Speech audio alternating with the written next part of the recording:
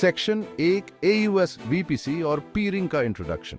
Amazon web services या AWS एक बहुत बड़ा क्लाउड कंप्यूटिंग प्लेटफॉर्म है।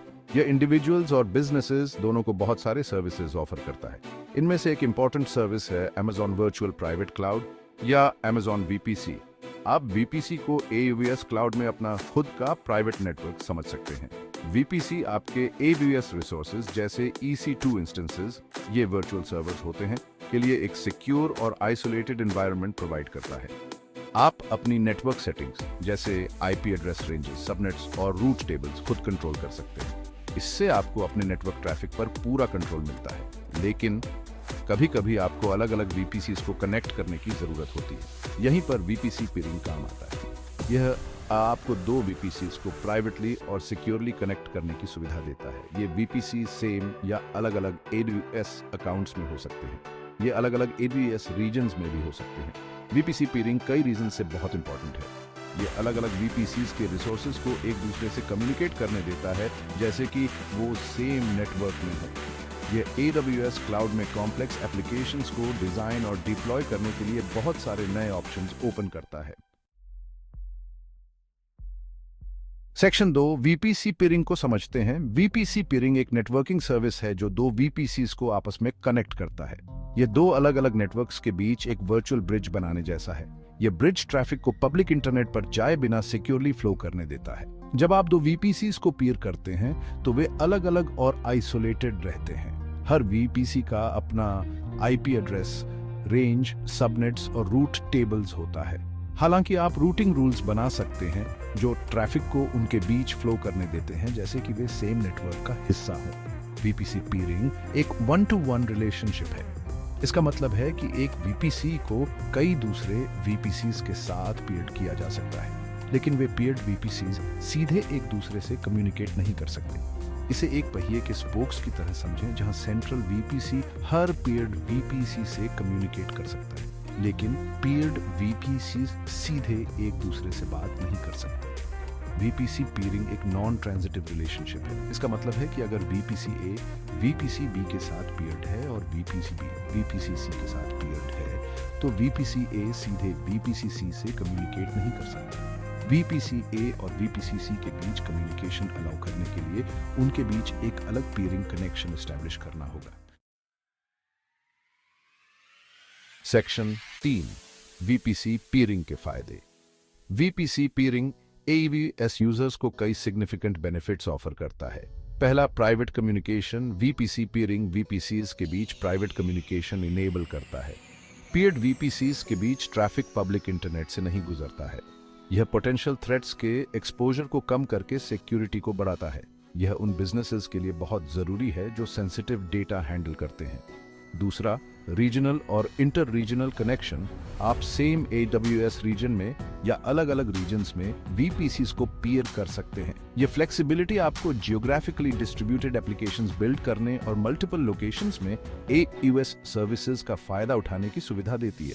तीसरा, क्रॉस अकाउंट कनेक्टिविटी। VPC पीयरिंग अलग-अलग AWS अकाउंट्स के VPCs के बीच पीयरिंग कनेक्शन सपोर्ट करता है। यह आपके ऑर्गेनाइजेशन के अलग-अलग हिस्सों में या एक्सटर्नल पार्टनर्स के साथ रिसोर्सेज और सर्विसेज शेयर करना आसान बनाता है।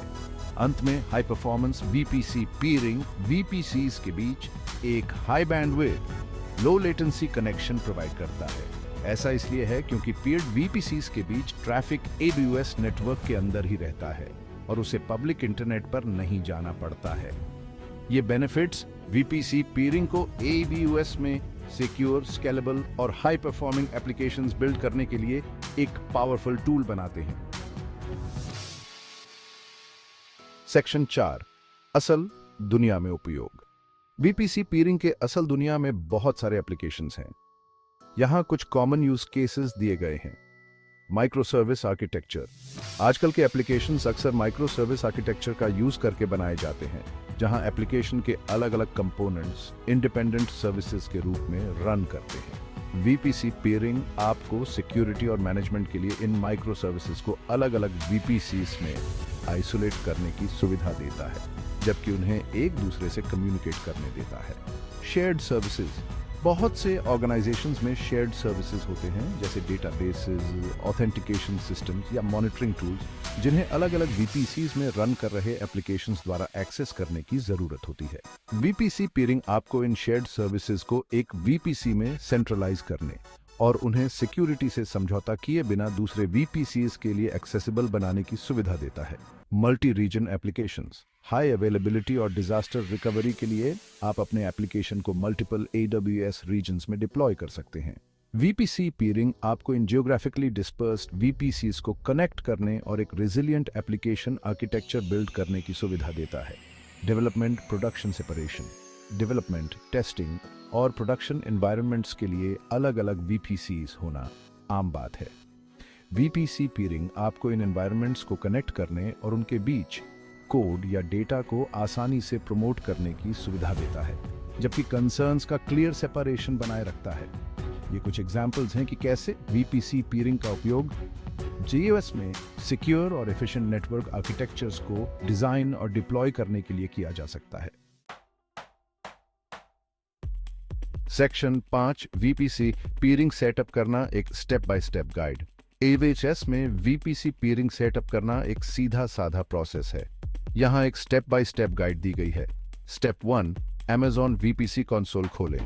AWS मैनेजमेंट कंसोल में लॉगिन करें और Amazon VPC कंसोल में जाएं। स्टेप 2, एक पीयरिंग कनेक्शन बनाएं। नेविगेशन पेन में पीयरिंग कनेक्शंस चुनें और फिर क्रिएट पीयरिंग कनेक्शन चुनें। स्टेप 3, पीयरिंग कनेक्शन को कॉन्फ़िगर करें। पीयरिंग कनेक्शन के लिए एक नेम दें और उन दो वीपीसीज को सिलेक्ट करें जिन्हें आप पीयर करना चाहते हैं। अगर आप क्रॉस अकाउंट पीयरिंग सेट कर रहे हैं तो इंश्योर करें कि वीपीसीज अलग अलग अकाउंट्स में हैं। स्टेप 4, पीयरिंग कनेक्शन को एक्सेप्ट करें। एक बार पीयरिंग कनेक्शन क्रिएट हो जाने के बाद यह पेंडिंग एक्सेप्टेंस स्टेट में होगा। आपको दूसरे वीपीसी अकाउंट से पीयरिंग कनेक्शन एक्सेप्ट करना होगा। स्टेप 5, रूट टेबल्स को अपडेट करें। पीयरिंग कनेक्शन को एक्सेप्ट करने के बाद आपको दोनों वीपीसीज के रूट टेबल्स को अपडेट करना होगा। ऐसे रूट्स ऐड करें जो पीयर्ड वीपीसी के लिए डेस्टिनेड ट्रैफिक को पीयरिंग कनेक्शन की ओर डायरेक्ट करें। स्टेप 6, कनेक्शन को टेस्ट करें। रूट टेबल्स अपडेट हो जाने के बाद आप दोनों वीपीसीज में इंस्टेंसेस लॉन्च करके और एक इंस्टेंस से दूसरे इंस्टेंस पर पिंग या SSH करके पीयरिंग कनेक्शन को टेस्ट कर सकते हैं। ये स्टेप्स आपको एक सक्सेसफुल वीपीसी पीयरिंग कनेक्शन एस्टैब्लिश करने और आपके वीपीसीज के बीच कम्युनिकेट शुरू करने में मदद करेंगे।